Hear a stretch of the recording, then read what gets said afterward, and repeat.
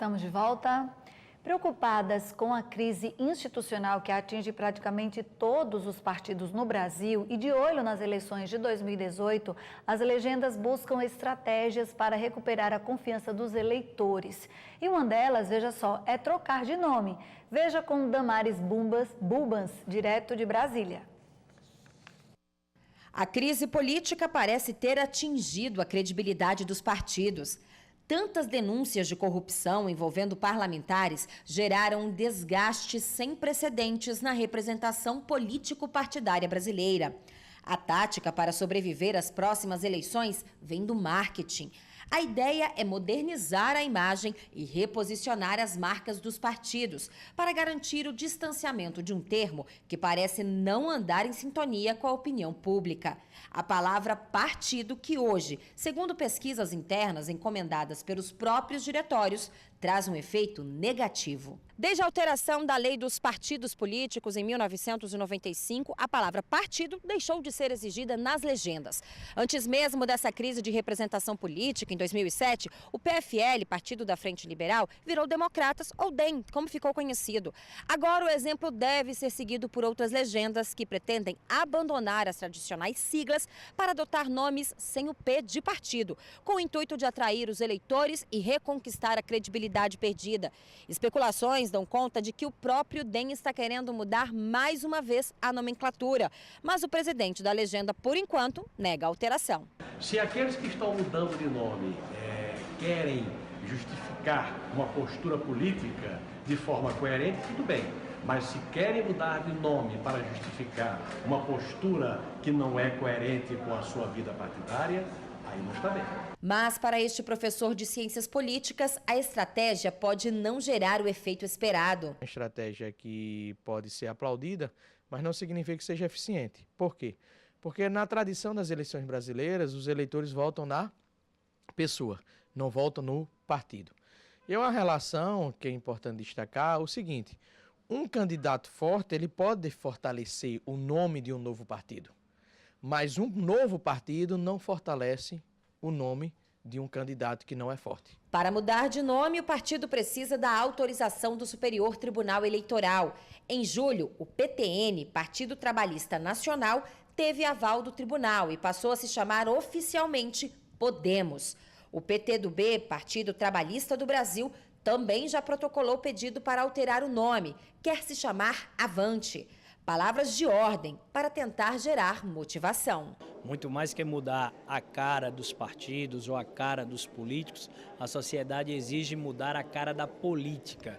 E eu acredito que é isso que nós pretendemos nesse momento, inclusive de votação da reforma. Nós estamos debatendo reforma política, há algumas propostas aqui na Câmara sendo discutidas.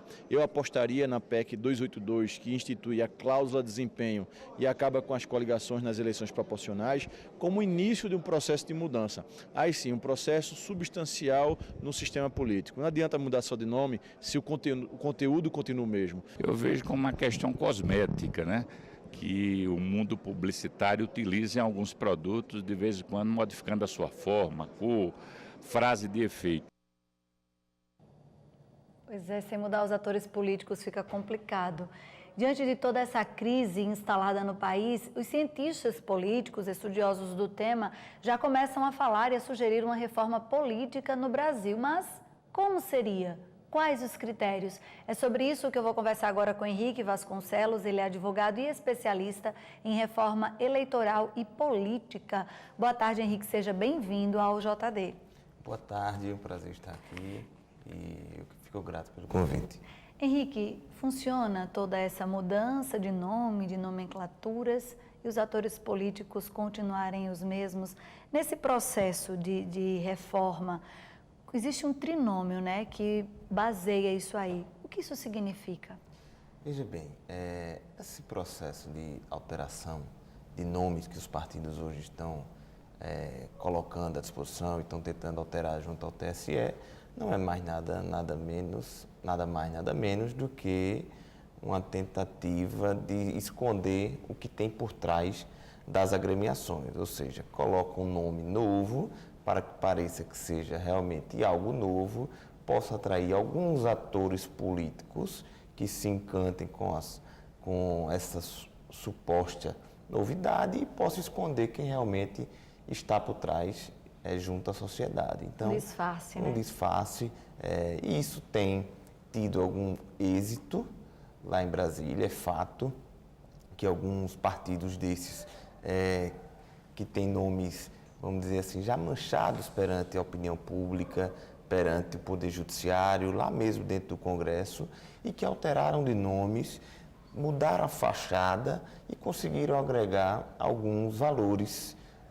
O caso aqui, como a matéria citou, o próprio Podemos, que trouxe para os seus quadros já 2 senadores, ou seja, o PTN não tinha nenhum senador, já trouxe o senador Álvaro Dias, que é pré-candidato à presidência da República, e, salvo engano, já trouxe também o senador Romário, o ex-jogador de futebol do Rio de Janeiro, e aumentou a sua bancada na Câmara Federal em pelo menos 10 deputados. Ou seja, isso não é nada mais, nada menos do que uma forma de ampliar poder sem ter que passar por um processo político mais apurado, de debate junto às bases, junto à sociedade. Conteúdo mesmo, né? Conteúdo. E baseando nessa sua colocação, esse trinômio que fala da necessidade, da adequação, como é que seria essa reforma política, Henrique? Veja bem, eu até escrevi um artigo a respeito disso, que é o seguinte: a gente tem que trabalhar essa reforma política deste ano com base no trinômio, que é um trinômio muito utilizado, inclusive, em outras ciências jurídicas, que é possibilidade, necessidade e adequação. Ou seja, qual a necessidade que a gente tem de fazer uma reforma política neste momento? É uma necessidade proeminente, todos sabemos disso. É adequado fazer a reforma política? Qual a reforma política que é adequada para o presente momento? E, por fim, qual a possibilidade? Qual a reforma que é possível? Ou seja, existem 2 PECs que estão tramitando dentro do Congresso Nacional. A PEC 77, de 2003, e a PEC 282, de 2016. Qual é que é possível passar? A PEC 77 trata de fim de distritão, certo? E trata da questão, eu estou falando assim dos temas que estão mais usuais junto à imprensa, porque ela é muito mais extensa. Mas ela trata da instituição do distritão como sistema eleitoral, fazendo uma transição para que 2022 entre o sistema distrital misto, e sobre o financiamento público, aquele famoso fundão que todo mundo está debatendo de 3,6 bilhões. É possível que essa reforma seja aprovada agora? Todos sabem que não. E por que de dois meses de debates, de sem acordo com lideranças dentro do Congresso, ainda continua a se debater essa reforma? Então, essa é uma reforma que, para este ano, todos sabemos não ser possível. Então, vamos agir dentro da possibilidade. E a outra reforma, qual é a outra possibilidade? É a PEC 282, de 2016, que é relatada pela deputada Sheridan, do PSDB, que trata sobre o fim das coligações e a cláusula de desempenho. Ou seja, o fim das coligações, fazendo que os partidos eles possam apresentar seus candidatos de forma individual, sem aquela negociata que nós estamos acostumados a ver. Eu digo isso dentro do Legislativo, porque o Executivo ainda continuaria com a possibilidade de coligações, contando o tempo de TV dos 6 maiores partidos, e, enfim, que fosse adotada, a partir de então, a cláusula de barreira, ou seja, apenas aqueles partidos que realmente têm representatividade, que têm voto sobre um determinado percentual da sociedade brasileira e em determinada quantidade de estados, é que poderiam ter representação no Congresso. E o que é isso? Representação, a gente fala em fundo partidário, a gente fala em tempo de televisão para propaganda, a gente fala em espaço dentro das comissões, blocos partidários, ou seja, então só esses partidos poderiam ter esse tipo de representação, o que seria um ganho imenso. A gente certamente sairia agora, de 2017, 2018, de um número de quase 30 partidos dentro do cenário da Câmara dos Deputados para cerca de 12 a 14 partidos. E o que essa reforma política e essa reforma eleitoral tem a ver com os problemas que o Brasil enfrenta hoje? Isso, pontos positivos, negativos, de que forma chegaria no ponto final? De que forma? Só em um próximo presidente da República não ter que dialogar ou conversar com 30 ou mais partidos para montar-se um governo e para se tentar aprovar os projetos essenciais ao seu governo. Ou seja, agilizaria mais os processos, as políticas públicas. As políticas públicas e tirar esse fisiologismo, ou seja, nós, 513 deputados, só aprovamos o que você quiser, se me der cargo, se me der condições de trabalho para a minha base. Ou seja, a forma de dialogar entre o representante do Executivo com o Congresso Nacional seria muito mais fácil diante do menor número de partidos e partidos que realmente existam, que tenham representatividade social. Isso, que aparecessem e que tivessem um certo poder, entre aspas, de definir as situações, né, no Congresso. Sim, exatamente, porque a gente não pode crer, até porque em nenhuma democracia representativa, vamos dizer assim, que seja semelhante à nossa, existe essa quantidade de partidos políticos. E eu não é quantidade de partidos que não sejam registrados. Não tem problema em criar-se partidos e que eles sejam registrados ou alguma coisa do gênero. Mas não tem o menor sentido, até porque não há possibilidade de ter-se hoje 35 ideologias diferentes. Nunca existiu e nem vai existir.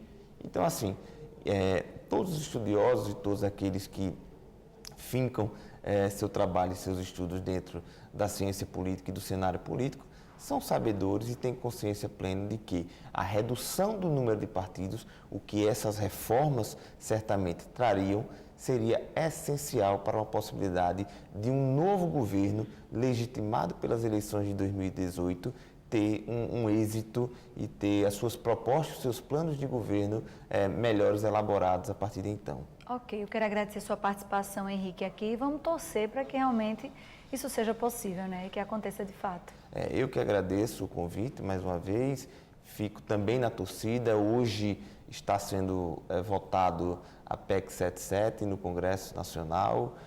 Se ela não for aprovada, certamente a outra PEC, a 282, será votada, e em não tendo isso, nem amanhã, nem hoje, nem amanhã, provavelmente não teremos reforma política para as próximas eleições e continuará basicamente tudo como está. Henrique, muito obrigada pela sua participação, tenha uma boa tarde, tá? Obrigado.